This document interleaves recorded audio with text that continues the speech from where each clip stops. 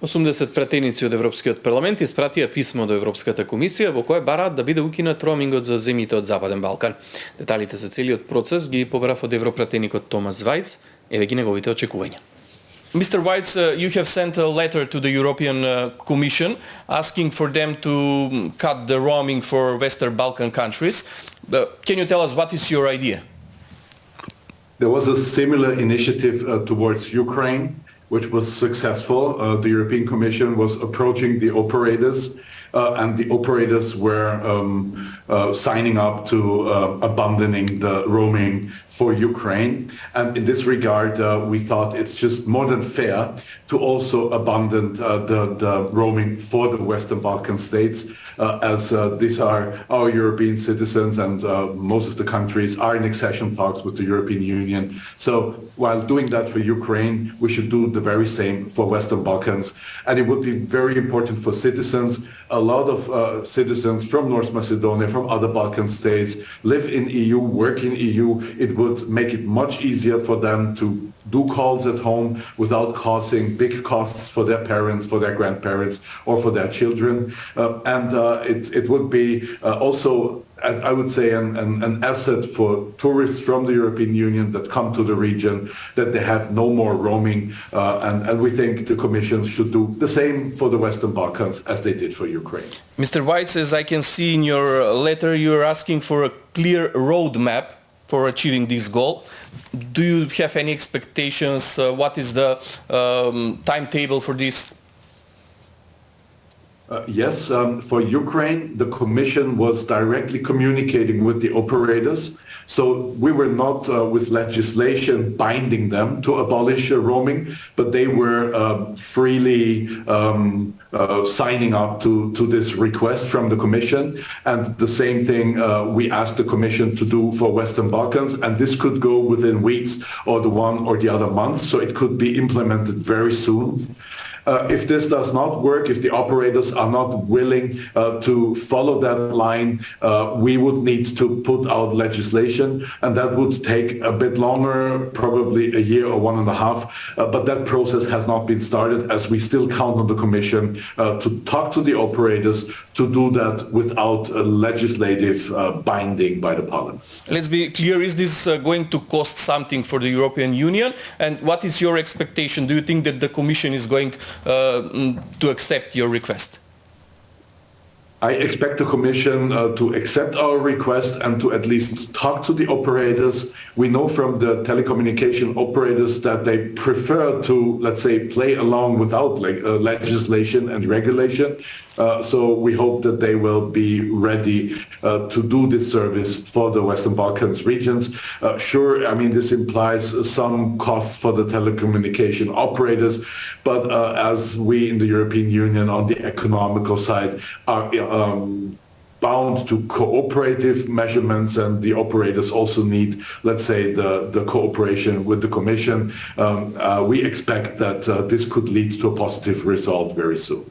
Do you think that this step can add some value on the credibility of the European Union in the Western Balkans? Yes, indeed. European Union has given many promises which European Union was not always able to fulfill. Unfortunately, very often due to the resistance or blockades by certain national member states. But still, the Union needs to rebuild trust in the region. And we're trying to do this also, I mean, we did through the COVID helps, we tried to do this through additional IPA 3 funds, but we need to also deliver on issues that are very close to the daily life of citizens. And, you know, roaming is something that everybody feels and sees in their daily life, and it's something that will bring our peoples closer together, so we're pushing very strong for that. People in Macedonia really wants to know, is there any guarantee that Macedonia will not have any other veto from Bulgaria? How do you, what information do you have about this process, and is there someone that will say there would be no more vetoes from Bulgaria to the Macedonian accession process?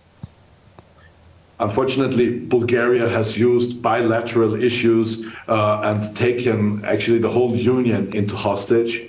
which was a very unfortunate move by Bulgaria. There was a lot of pressure on Bulgaria to give up on their standpoints before the actual invasion of Putin's Russia into Ukraine.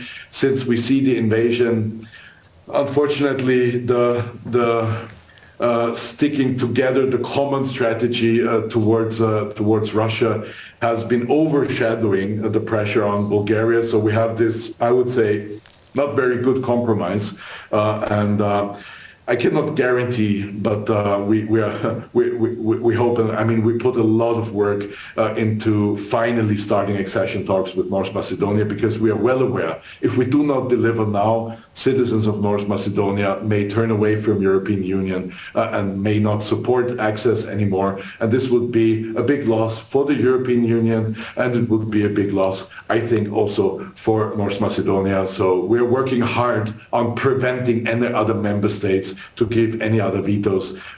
Unfortunately, I cannot give guarantees.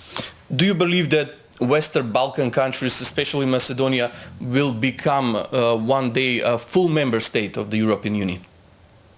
Yes, I'm fully committed that we will have all 6 Western Balkan countries sitting together with us on the table of European nations and co-deciding our future and co-deciding on the wealth and good development of our European peoples.